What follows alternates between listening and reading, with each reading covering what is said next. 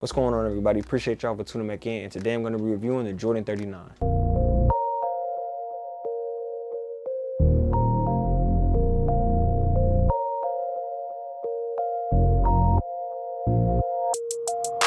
Phone started jumping, what it Real quick before we get started, I'm gonna tell you guys about this. Unfortunately, I dislocated my finger about 2 weeks ago. And if you guys never dislocated your finger, basically it's gonna be swollen for a little minute and it's gonna be kind of bent. Well, you guys probably can't see that now, but if you're looking at my finger, it kind of goes down. It'll eventually go back straight, but I'm just trying to get all the swollenness around it. So ice and just be careful. I can still play on it and stuff like that, but I'll try to play in my splint. And one thing I will say about playing in these type of splints, it definitely is a little bit more difficult to shoot just because you don't have natural feel of the ball. I'm not gonna lie to you guys, I be taking it off while playing, but I just play safe. But to the reason why you guys are here, to hear about the Jordan 39, and the last best Jordan that I played in from this signature line was the 36s. The 37s were trash, the 38s were trash in my opinion, but these 39s, these one of them, you guys are gonna hear about it. But starting us off as I usually do, starting off talking about the sizing and the price. The sizing, I can recommend that you guys go your true to size. If you guys wanted to have a little bit of extra toe space, you guys can go up half a size. Now, one thing I noticed about this shoe, I feel like this shoe is built for wide footers because when I put my foot inside the shoe, I have a standard foot. So when I put my foot inside the shoe, I did feel a good amount of space. Around this area too, I feel like it's good for wide footers as well because I felt like it hugged around my foot. Around this area too, it feels like it's built for wide footers as well. I do have standard feet and I went true to size. If you want a little bit extra toe space, even though it's not necessarily needed in this shoe, you guys can go up half a size. And wide footers, you guys can go your true to size. Again, if you want a little bit extra space, you guys can go up half a size. Pricing for the Jordan 36 is gonna be a whopping $200. Now I wanna say something a little off topic, but it's still on topic. The thing about it is $200 is crazy amount of money to spend on the shoe, especially with inflation in society now. Prices are going up on pretty much everything, gas prices, rent,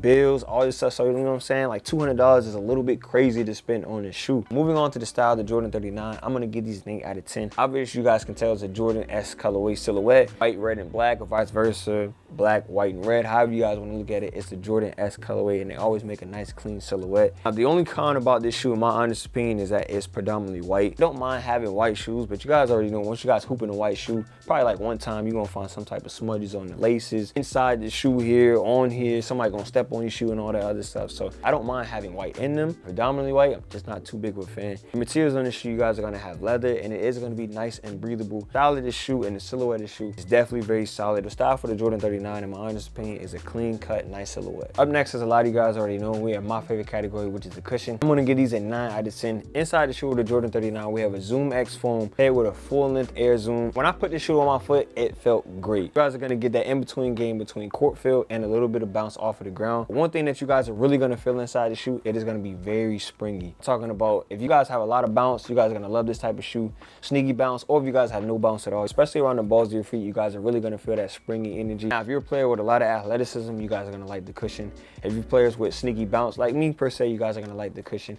And even if you guys are somebody with no bounce, you guys are gonna like the cushion because it feels just that good. And one thing I noticed when I had this shoe on my foot, I noticed that I didn't want to take it off at all. It's something that I was like, damn, I kind of want to walk in, just be in. That's how I know a cushion setup is really good and it really resonates with you when you don't want to take the shoe off. There's some shoes that I get, I'm like, all right, you know, the cushion's not bad. It could be a little bit better, but it's not bad. But this shoe here, I feel like I just wanted to wear it all the time. And I love that springy energy and the responsiveness that I got when I was running off the break, jumping on, you know what I'm saying, jumping on the balls of my feet, and even landing on the back of my heel because I knew that I had a good amount of impact force protection upon jumping and landing. And for some of you guys that are worried about the weight of the shoe, it's not too heavy and it's not too light, so it's in the middle. Trust me guys, if this shoe was heavy, looking at my body frame, I would tell you guys to not get this, but it's not heavy at all. And once it's on your feet, you guys aren't even gonna notice the weight of the shoe. Next thing is the forefoot flexion is not the easiest, but like I said, it's always personal preference about forefoot flexion. There's shoes that's gonna give you some really good forefoot flexion that have bad cushion, and there's some that's gonna give you not so good forefoot flexion, but they have some good cushions. It's not a stiff ride either. You guys don't have to break this shoe in. If you're a player with high athleticism, sneaky bounce, you guys are gonna love these shoes. I'm telling y'all. And if you're somebody with no bounce, people out there that have no bounce, you guys are gonna enjoy this shoe as well because you guys are still gonna get that springy feel. Now, I will say this about Jordan, I need this more in y'all shoes. I don't know if you can put in your signature athlete shoes, but if you want to keep it specifically in this Jordan line, I need the Zoom X foam again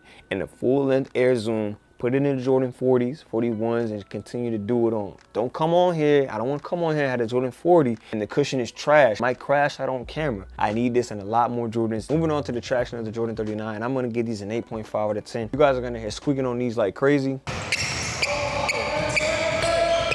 I couldn't find the name of the traction pattern design, but just know it is a multi-traction pattern design. Also, it is translucent, and you already know what I be talking about. Translucent can be a hit or a miss, and these be hitting for sure. They are going to attract dust, as you guys can see that, and a little bit of dirt, but it does a very, very good job of fighting it off. You guys are also going to be able to get that good grip and bite. So if you guys are playing on a pristine court, high level court, clean court, wherever you guys go that's very clean, it's going to perform great. Semi-dusty court like most of us, LA Fitness, 24-hour fitness, rec league, whatever the case may be, still going to perform very good. And if you guys are playing on these on a very dusty court, they are still going to perform good. The only thing is though, I would a little alarm just to take them on a very dusty court, because I feel like if they attract too much dust, like too much dust, then they might not perform how they would on a semi-dusty court or a very good court. And I wouldn't recommend that you guys take this shoe outside just because it's $200 at one, and the grooves inside this shoe aren't going to last. And if you want to be a daredevil and take it outside, just know you guys are going to attract a lot of dirt, a lot of dust, and a lot of debris. So you heard it from me. I wouldn't tell you guys to take this outside. Traction pattern on foot, I feel like this shoe can fit many play styles. Crafty, shifty, slasher, lockdown, post player, shooter, whatever it is that your play style, I feel like the traction pattern is definitely going to go hand in hand and give you guys that confidence that you're looking for, especially on a great court and especially on a semi-dusty court,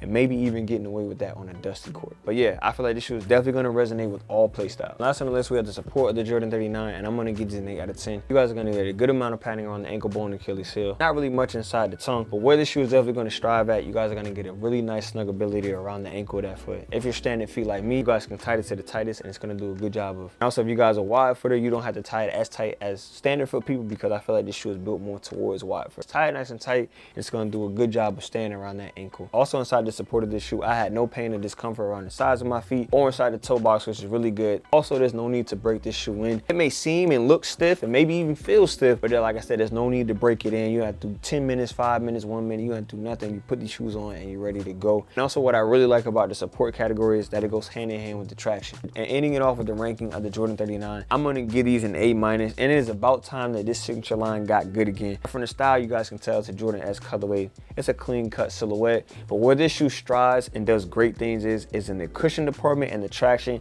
which caught me completely off guard, because coming from the Jordan 38, I thought these 39s were kind of going to be lackluster, but they weren't that at all. The Zoom X foam paired with this full-length Air Zoom unit, I need more of that. The springy feel that you guys get, good amount of impact force protection upon jumping and landing. Y'all did y'all thing with this translucent outsole multi-traction pattern design that squeaks like crazy, that has a good amount of grip. It does attract dust, but it fights it off. So on a clean court, perform great. Semi-dusty court, really good. And the dusty court is going to perform good. Only thing I wouldn't tell you guys to do is take this outside. Appreciate y'all for the 2K. I always say that because I really do mean it. I appreciate y'all for tuning in, doing my community tabs, watching my shorts, my social medias. I appreciate y'all for everything, man. But with that being said, I'm going to go ahead and have Chauncey send this out. Excuse me, damn, I'm talking too fast. I'm going to have Chauncey send this out. I'll see you on the next one. Got anything you want to add to it, Chauncey?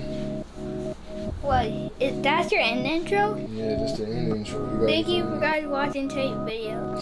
See you next in today's video. Bye.